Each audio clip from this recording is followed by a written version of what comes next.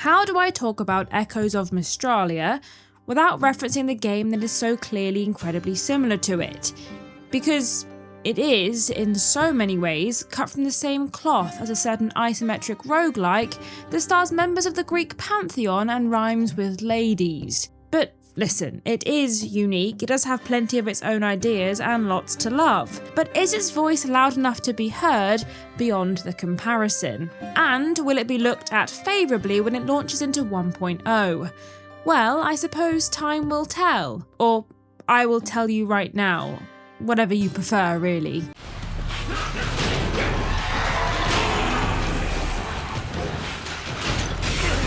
This was the end of this journey. Borealis Games is dropping ARPG Echoes of Mystralia into early access with promises of delivering a full 1.0 version in a year. And I have to say, from my time with it, I can't say that seems unrealistic. But in its current early access build, you'll get access to the first 3 regions, a bunch of bosses and starting spells, and items. So unless you're about to blast through this whole game in a weekend, I don't think you'd necessarily notice its current early access state. Borealis' previous linear adventure is not, I don't believe, a narrative predecessor to the story in Echoes. They just share a universe and probably a little bit of established lore, so you don't need to worry about having played that 2017 story. Though reviews say it was really good, so it might not hurt if you find yourself at a loose end before the 1.0 releases. That being said, the story in Echoes is pretty interesting. Our protagonist, Mazarim, is an apprentice watcher on a floating temple above the world of Mystralia, known as the Cycle of Memories. But when a huge rift opens up and threatens to suck the whole planet into it, using its funny claw-like tendrils, the dragon-type goddess, known as the Timeless One, sends you on a mission to explore the lands, take out the shadows, and help those who remain on the planet. You'll encounter many friends and foes, and eventually fight the powerful guardians of each realm, none of whom are particularly chill about this whole rift thing. There's a little bit of intrigue and mystery and lots of dialogue to listen to, but I'll leave you to discover that for yourself. The story is pretty good, but it's most definitely not the star of the show.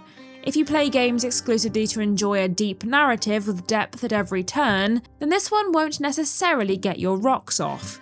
But if you play ARPG roguelikes because you like the fast-paced gameplay and ever-changing loop, then this one has got you covered. So let's get into the gameplay. I don't want to teach you to suck eggs, so let me quickly go over the very basics on it before we get into what Echoes does differently. You have at any given time 2 spells selected. Once you've unlocked all of the currently available ones, you're able to switch which 2 you have equipped on your X and Y button, or whatever that may be on your respective controllers. God forbid we standardise all of those. And then you head down to Mystralia. You'll go from area to area taking down enemies using those spells, and once you've cleared them all out, you'll gain a boon of some sort.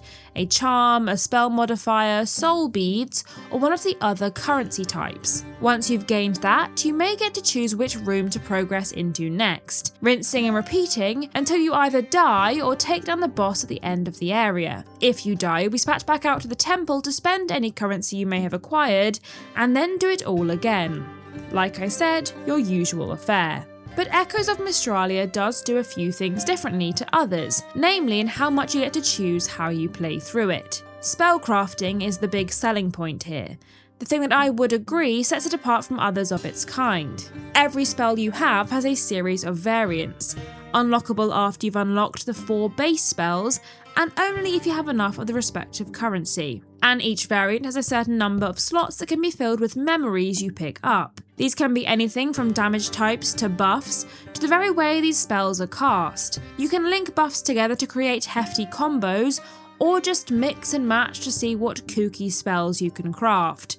Really, it's up to you how you use them. For a while you won't get to be picky, after all this is an ARPG and the drops are random, but as you go further through each run and pick up more memories than you have space for, you can start to swap and change your spell modifiers, which can be done at pretty much any point in the game, which means as long as you survived combat, you can bin off any annoying abilities that you're just not vibing with. Spell modifier slots can be upgraded within the skill tree, more on that in a moment, but the modifiers themselves require you to pick up 2 identical memories in order to beef them up. So if you have your eye on a special upgrade, you better hope the RNG gods are on your side. I enjoyed this mechanic. It's a neat little way of making your playthroughs different every time and giving players a chance to adapt to how they play. But, and perhaps I didn't get far enough in any of my runs to really feel the effect, it doesn't feel all that different to what is on offer in other games. Yes, okay, every modifier can be played on every spell and do something different, and you can choose to apply certain buffs to modifiers instead of a whole spell, but I truly didn't notice much of a difference from the usual formats of ARPGs like this. Another way to control your adventure is the path you choose to take. Upon reaching the end of an area, you'll be presented with the world map and given the choice of 2 or 3 routes to progress down. Some offer story beats, some upgrades, and others take you straight to boss fights. But before you head in, you'll be able to at least choose what reward you'd like to choose before you jump into the action. Here is my other issue with the game, that also carries over to the in-run path choices. I don't know what any of the symbols mean, and it took me ages to figure it out. The overworld does at least tell you what they are when you hover over it, but some things sounded way more important than they actually were. And sure, we can figure out the symbols of the currency once we've seen them in action, but I still had some weird orb rewards I couldn't quite suss out for a while, and the specific damage type upgrade symbols took a while to get used to, as they're perhaps a bit too stylized for their own good. But I can admit when I am being picky, and so I will say that perhaps this is one of those situations where I am being a pedant. The other thing to look out for are the various types of currency and shrines that pop up all over the place. Lotus flowers are used on the skill tree to beef up your stats permanently, from health points to speed to the amount of damage you can do. Plenty of things to upgrade, with ever increasing amounts of lotuses required. There are also shrines of various types scattered about the arenas. Some require you to light the candle with a correct element, some want you to fight another wave of enemies, and my personal favourite kind of shrine required you to solve a little puzzle to create a shape using light beams that connect circles. Now maybe I'm just craving a puzzle game, but I personally loved these little breaks from the combat, and they are a lovely way to mix up the gameplay. These shrines may reward you with soul beads or artifacts and charms that require cleansing at the temple in order to add them to the stack of items that may appear during your runs. Another problem I have with the game may be a skill issue, but my god does it get brutal as soon as you hit the second area. I was getting my ass absolutely beat by the slightly tougher enemies, which may potentially just need a little tweaking, as a difficulty spike may put gamers off of continuing their journey with Echoes. The game looks great. It's colourful, vibrant, and there are plenty of jazzy designs to oogle during your playthrough. Each area has its own colour scheme and theme, and all of them look fantastic, with the remnants of this pretty messed up world scattered throughout the lands. The spells themselves, and with it the modifications, have some lovely animations, and with so much variety in how they can work and what additions you can add to them, it's amazing to see that they consistently look great. Alongside the spells, our enemy designs are also fab, with bosses, mini-bosses and your average shadow creatures having diverse looks, attacks and animations that all look fantastic within their own right. All of our NPCs and our protagonist have hand-drawn dialogue frames that look like they've come straight out of a fantasy anime or graphic novel, and while they may look reminiscent of other similar games, they do at least stand on their own 2 feet with how fantastic they look. One thing I have never liked about Hades is the truly ropey English accents, which to the American ear may sound fine, but to us Brits who've endured a lifetime of Americans trying and failing to sound like natives, were truly brutal to sit through. So imagine my delight when the lovely folks in Echoes deliver their lines in what I can only assume is their own accents. I beg of you, in the name of all that has already been lost. I hope the spirits heard you. For what it's worth, I did. Oh, I failed my challenge notch to mention Hades. Oh well, I made it this far. Sue me. Voice lines are delivered with the, I think, necessary amount of drama, always sounding like they're on the cusp of saying something profound, but never quite getting there, much like any dubbed anime ever. But I can't pretend I don't love it. That energy is exactly what games like this, in these quirky fantasy settings, really require to sell the world. Talking of selling the world, the music is a really nice mix of high-intensity battle music and relaxing fantastical ambience, depending on the situation, obviously.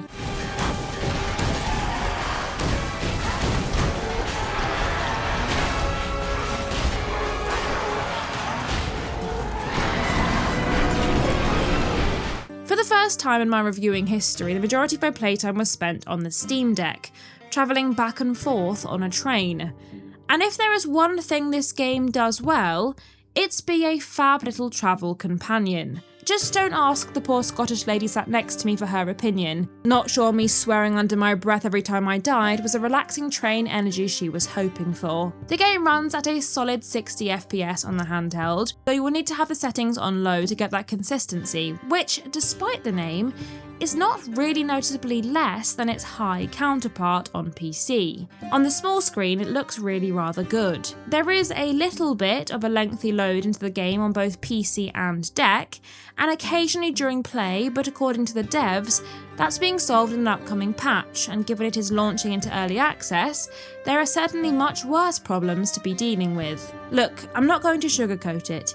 If you've played Hades 1 or 2 and have been looking for something to scratch that itch, this would absolutely be perfect for you. There is enough shared DNA to keep fans of those games satiated, while still bringing some much needed variety with the spellcrafting, shrine minigames and path choices. It is its own thing, and to say less would be unfair, but it is also similar enough that I would be doing a disservice to pretend it wasn't somewhat familiar. Echoes of Mystralia is a colourful, fun RPG that is certain to flourish in early access. And with it being cheaper now than it will be at launch, I do think it's worth picking up, if only for the lack of awful English accents. I hope it does well over the next year and the devs get the credit they deserve. What they have made is already very good, so with community feedback and extra time in the studio, I am sure that we will see it up there with the greats. Which is why I have decided to award Echoes of Mystralia with a silver genie lamp of approval.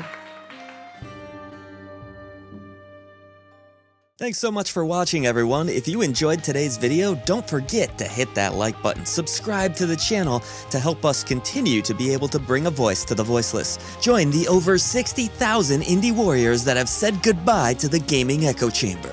For even more support, head over to patreon.com/idreamofindiegames, where you can get Discord access, early shows, exclusive content, and more, now with a brand new $2 entry tier. Or check out YouTube memberships for exclusive badges, custom emoji, and other fun perks. Support real people making real things, because here at I Dream of Indie Games, it's always about the games.